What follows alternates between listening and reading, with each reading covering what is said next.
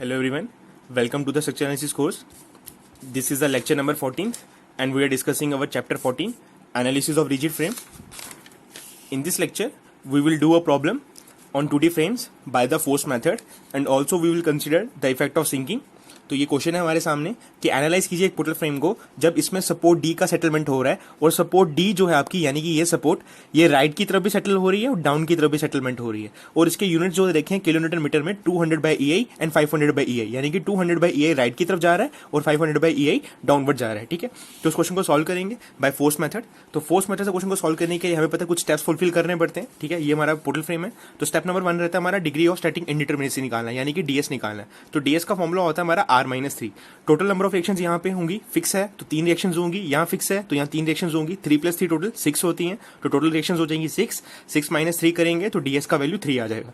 यानी कि अब हमें यहाँ पे 3 रिडंडेंट चूज करने पड़ेंगे और मैंने आपको बताया था पिछली वीडियो में कि हमें जो भी रिडंडेंट चूज करने हैं वो डी के ऊपर करने हैं। क्यों करने हैं वो उसका रीजन भी बताया था। ठीक है, क्योंकि क्वेश्चन हमारा इजी रहता है सॉल्व करने के लिए। तो मैंने यहाँ पे 3 रिडंडेंट चूज किए और तीनों रिडंडेंट जो चूज करने हैं वो यहाँ की रिएक्शंस कंसीडर करनी है यानी कि हॉरिजॉन्टल, वर्टिकल और मोमेंट। तीनों का अज्यूम डायरेक्शन इसी तरीके से मानना है जिस तरीके से मैंने माना है। ठीक है, यानी कि यहाँ पे अब हमारा जो मैट्रिक्स निकलेगा आखिरी में उसमें टोटल 3 कोऑर्डिनेट्स होंगे यानी कि 3 एलिमेंट्स हमें फाइंड आउट करने पड़ेंगे और वही हमारे यहाँ पे आंसर्स होंगे। ठीक है, तो स्टेप नंबर 3 हमारा होता है कुछ इस तरीके का टेबल बनाना। तो ये क्वेश्चन हमें दे रखा है, टोटल पोर्शन है यहाँ पे DC, CB, BA। तो हम 3 पोर्शन लिख लेंगे। ठीक है, क्वेश्चन में हमें दे रखा है इस पोर्शन का जो मोमेंट ऑफ इनर्शिया वो I है, इस पोर्शन का मोमेंट ऑफ इनर्शिया 4I है, इस पोर्शन का मोमेंट ऑफ इनर्शिया 4I है। तो वो डाल देंगे। इनके ओरिजिन की बात करेंगे तो DC का ओरिजिन D से आएगा, C का CB से और BA का B से। ठीक है, ओरिजिन लिख देंगे। अब लिमिट्स की बात करते हैं तो ये आ जाएगा 0 से 5, ये आ जाएगा 0 से 10 और ये आ जाएगा 0 से 10। ठीक है, अब हम लोग क्या करेंगे कैपिटल M की वैल्यू पता करेंगे। तो कैपिटल M हमारा होता है कि इस पोर्टल फ्रेम में जो भी आपको एक्सटर्नल या जो भी गिवन लोडिंग आपको दिया है उसके कारण हर पोर्शन पे कितना बेंडिंग मोमेंट जनरेट हो रहा है उसका वैल्यू आपको ये कैपिटल M बताता है। अब देखिए इस कैपिटल M की वैल्यू निकालने के लिए सबसे पहले मैंने DC पोर्शन कंसीडर किया यानी कि यहाँ से। तो मैंने आपको बताया था जब भी हम राइट हैंड साइड से सॉल्व करेंगे तो अपनी कन्वेंशन में क्लॉक को मानेंगे हम लोग नेगेटिव, एंटी क्लॉक को मानेंगे पॉजिटिव और हम हमेशा राइट से ही इसको सॉल्व करेंगे। तो पोर्शन लेंगे DC पोर्शन लिया मैंने। तो DC पोर्शन में मैंने x डिस्टेंस दूर जाके एक सेक्शन कंसीडर की। ठीक है, इस सेक्शन के ऊपर मुझे बेंडिंग मोमेंट निकालना है। देखिए इस सेक्शन के पीछे कोई भी लोड नहीं है तो यानी कि इस सेक्शन के ऊपर बेंडिंग मोमेंट इक्वेशन भी क्या रहेगी 0। तो यानी कि इस पूरे पोर्शन में बेंडिंग मोमेंट क्या रहेगा 0। तो M क्या रहेगा 0। अब बात करते हैं पोर्शन CB। जब मैंने CB पोर्शन कंसीडर करना है तो उसके पीछे वाला पोर्शन भी मुझे सारा का सारा कंसीडर करना पड़ेगा। अब मैंने BC पोर्शन पे सेक्शन लिया, यहाँ से C दूर से x डिस्टेंस यानी कि ओरिजिन से कितना दूर x, यहाँ पे भी D से लिया था यानी कि ओरिजिन से हमेशा सेक्शन दूर मानना है x डिस्टेंस। ठीक है, तो यहां से मैंने कंसीडर किया। अब देखिए इस सेक्शन के पीछे कहीं पे भी लोडिंग नहीं है तो यानी कि इस पोर्शन के ऊपर भी कोई बेंडिंग मोमेंट जनरेट नहीं होगा। ठीक है, अब हम बात करेंगे पोर्शन BA की। जब पोर्शन BA की बात करेंगे तो ओरिजिन है B, तो B से दूर सेक्शन मानेंगे x दूर XX, इस जगह पे बेंडिंग मोमेंट निकालेंगे। ठीक है, अब देखिए इसके पीछे कोई भी लोडिंग नहीं है, सिर्फ B जॉइंट के ऊपर लोडिंग है। ये आ गया फोर्स और ये आ गया डिस्टेंस। जब उसको घुमाएंगे इस तरीके से ये क्लॉक डायरेक्शन में घूमेगा तो क्लॉक की वजह से मूवमेंट जनरेट हो जाएगा माइनस, तो फोर्स इंटू डिस्टेंस। तो हमारा फाइनली इस पोर्शन के लिए जो मूवमेंट आ जाएगा वो आ जाएगा -11.2x। ठीक है, तो ये हमारा M की वैल्यूज निकल गई। अब हम लोग निकालेंगे M1 यानी कि M1 की जब बात करेंगे हम लोग तो ये बात कहेंगे कि हमारा जो कोऑर्डिनेट 1 होगा यानी कि इस तरीके से कुछ कह सकते हैं आप कि जो कोऑर्डिनेट 1 होगा उसके कारण हर पोर्शन पे कितना बेंडिंग मोमेंट डेवलप हो रहा है उसके बारे में बात करेंगे। तो देखिए ये 1 कोऑर्डिनेट मान है। अब इस 1 कोऑर्डिनेट की जगह फ्लेक्सिबिलिटी मेथड में हम क्या लगा देंगे 1 किलोन्यूटन और इस पोर्शन के कारण जो बेंडिंग मोमेंट डेवलप होगा वो वैल्यूज निकालेंगे। तो देखिए दोबारा से पोर्शन कंसीडर किया CD, इस बार लग रहा है यहाँ 1 किलोन्यूटन। तो D ओरिजिन से हमने सेक्शन दूर माना है x डिस्टेंस, ये सेक्शन आ गया हमारा। इस सेक्शन के ऊपर बेंडिंग मोमेंट निकालेंगे तो यह जगह फोर्स इंटू डिस्टेंस किस डायरेक्शन में जा रहा है सेक्शन में देख सकते हैं। तो ये जा रहा है एंटी क्लॉक तो इसलिए मान लेंगे +x। ठीक है, अब बात करेंगे पोर्शन CB की। जब CB पोर्शन की बात करेंगे तो पीछे वाला सारा पोर्शन लेना पड़ेगा कुछ इस तरीके से। ठीक है, ओरिजिन से दूर लेंगे सेक्शन x डिस्टेंस दूर। अब इस जगह पे हम इक्वेशन बनाएंगे तो देखिए ये है फोर्स और ये है टोटल डिस्टेंस। तो ये C के ऊपर इस तरीके से एक मूवमेंट कॉज करेगा एंटी क्लॉकवाइज और जिसका वैल्यू होगा 1 × 5 यानी कि 5 वैल्यू। तो इस सेक्शन के पीछे सिर्फ एक मूवमेंट आ रहा है जो है क्या एंटी क्लॉक, तो इसलिए यहाँ पे क्या लिखेंगे +5। ठीक है, अब पोर्शन BA की बात करेंगे। जब पोर्शन BA की बात करेंगे तो B से दूर हम सेक्शन लेंगे x, ये पूरा 5 था तो ये x था तो रिमेनिंग क्या हो जाएगा 5 - x। ये है हमारा फोर्स और ये है हमारा डिस्टेंस तो 1 into this, force into distance किस डायरेक्शन में, एंटी क्लॉक, तो यानी कि इस सेक्शन के ऊपर एक एंटी क्लॉक डायरेक्शन में 5 माइनस एक्स का मूवमेंट जनरेट हो गया, तो यानी कि m1 की सारी वैल्यूज निकल गई हर पोर्शन के लिए। तो फाइनली हम लोग यहाँ पुट कर देंगे, ठीक है, x 5 माइनस एक्स, ठीक है। तो ये सारी वैल्यूज कैसे निकली मैंने आपको बता दिया, ठीक है। अब हम लोग निकालेंगे m2, यानी कि कोऑर्डिनेट 2 के कारण हर पोर्शन पे कितना डेवलप हो रहा है, तो कोऑर्डिनेट 2 लिया, इसकी वजह से 1 किलो न्यूटन लगाया। अब हम चेक करेंगे इस कोऑर्डिनेट 2 की वजह से कैसे डेवलप हो रहा है, तो ये डीसी पोर्शन लिया, ओरिजिन से सेक्शन दूर डिस्टेंस, तो ये हमारी सेक्शन आ गई xx। तो इस जगह पे जब निकालेंगे तो फोर्स भी इसी डिस्टेंस मतलब फोर्स भी इस डायरेक्शन में दिख रहा है, डिस्टेंस भी इसी डायरेक्शन में दिख रहा है, तो फाइनली मूवमेंट क्या हो गया आपका, 0 हो गया, ठीक है। अब बात करेंगे पोर्शन सीबी की, तो पोर्शन सीबी कुछ इस तरीके से आएगा, यहाँ सेक्शन लिया हमने x डिस्टेंस दूर, इस जगह पे हमें बेंडिंग मूवमेंट निकालना है, तो ये फोर्स आ गया और ये डिस्टेंस आ गया, तो इस सेक्शन के ऊपर बेंडिंग मूवमेंट आ जाएगा कुछ एंटी क्लॉक, तो 1 इंटू एक्स बन जाएगा आपका x, ठीक है। अब बात करेंगे इस जगह पे, तो ये हमारा सेक्शन आ गया x डिस्टेंस दूर, ठीक है। इस सेक्शन में बेंडिंग मूवमेंट निकालना चाहते हो तो ये हमारा फोर्स है, ये हमारा परपेंडिकुलर डिस्टेंस है, तो b के ऊपर इस डायरेक्शन में एक बेंडिंग मूवमेंट डेवलप होगा 1 इंटू 10, जिसको आप बोलोगे +10। तो फाइनली m2 की वैल्यूज भी हर पोर्शन के लिए हमारी निकल गई, ठीक है, ये आ गई हमारी वैल्यूज, ठीक है।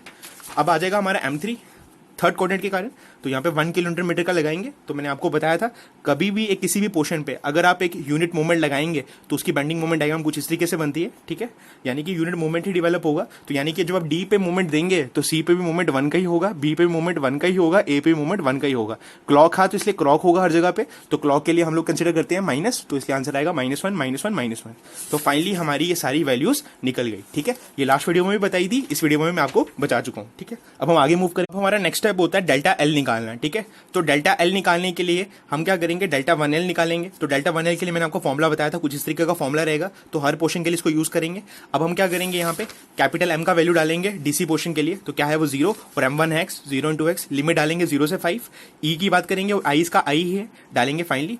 अब बात करेंगे सीबी पोर्शन के लिए, तो सीबी के लिए हमारा M आ गया 0, M1 की वैल्यू आ गई 5, लिमिट आ गई 0 से 10, और आई की बात करेंगे तो 4i, ठीक है। इसी तरीके से हम बात करेंगे किसकी, बी ए पोर्शन की, तो m की वैल्यू -11.2x, m1 की 5 माइनस एक्स, लिमिट आ गई 0 से 10, देख सकते हैं।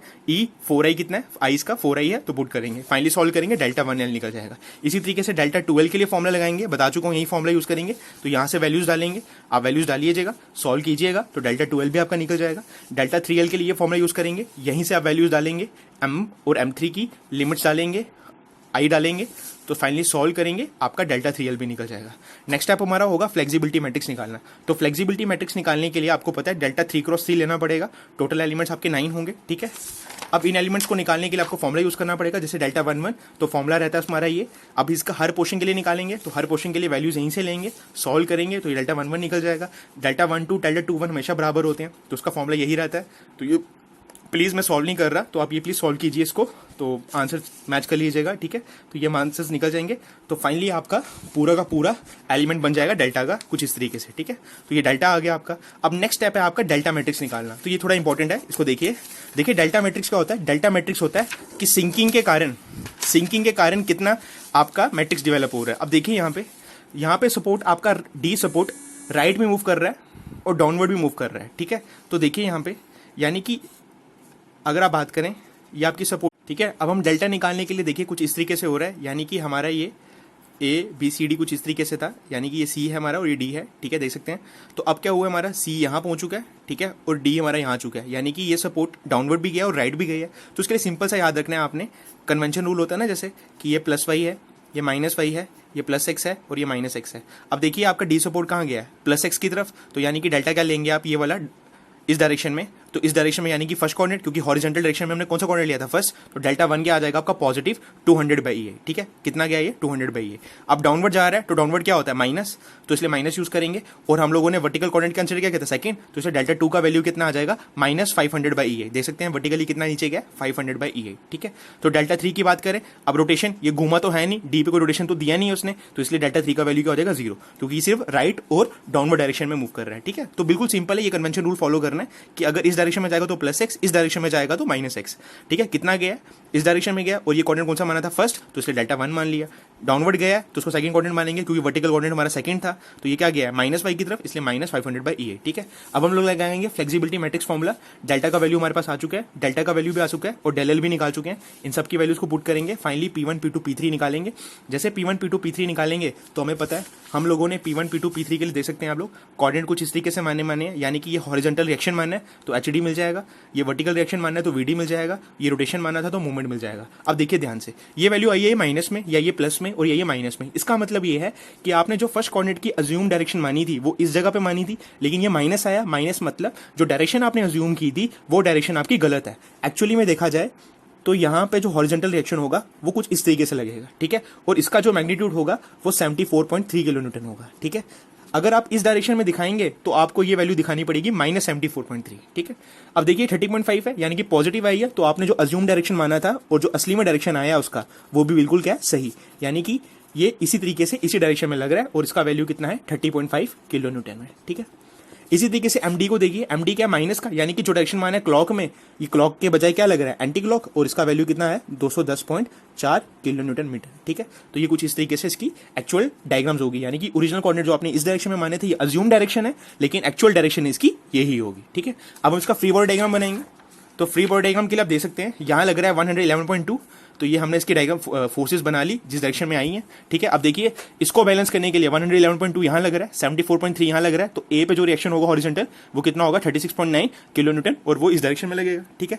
अब वर्टिकली कोई फोर्स है नहीं यहाँ पे, तो 30.5 ऊपर जा रहा है, तो ये कहाँ लगेगा 30.5 डाउनवर्ड लगेगा, ठीक है। तो इसको बैलेंस करने के लिए आप यहाँ पे बोल सकते हैं, ठीक है। तो ये 30.5 किलो न्यूटन आ गया और ये 36.9 किलो न्यूटन आ गया, ठीक है। अब हम लोग इसकी फ्री बॉडी डायग्राम बना चुके हैं, तो ये हमारी फ्री बॉडी डायग्राम आ गई, ठीक है। अब हम इसकी बीएमडी बनाएंगे। तो बीएमडी का प्रोसीजर मैंने आपको लास्ट वीडियो में बताया था, ठीक है। तो ये प्रोसीजर खुद कीजिएगा आप, तो खुद करने के बाद आप लोग देखेंगे कि इसकी बेंडिंग मूवमेंट डायग्राम किस तरीके से बनेगी। इस तरीके से कुछ इसका बेंडिंग मूवमेंट डायग्राम बनेगा, आप प्रैक्टिस कीजिए।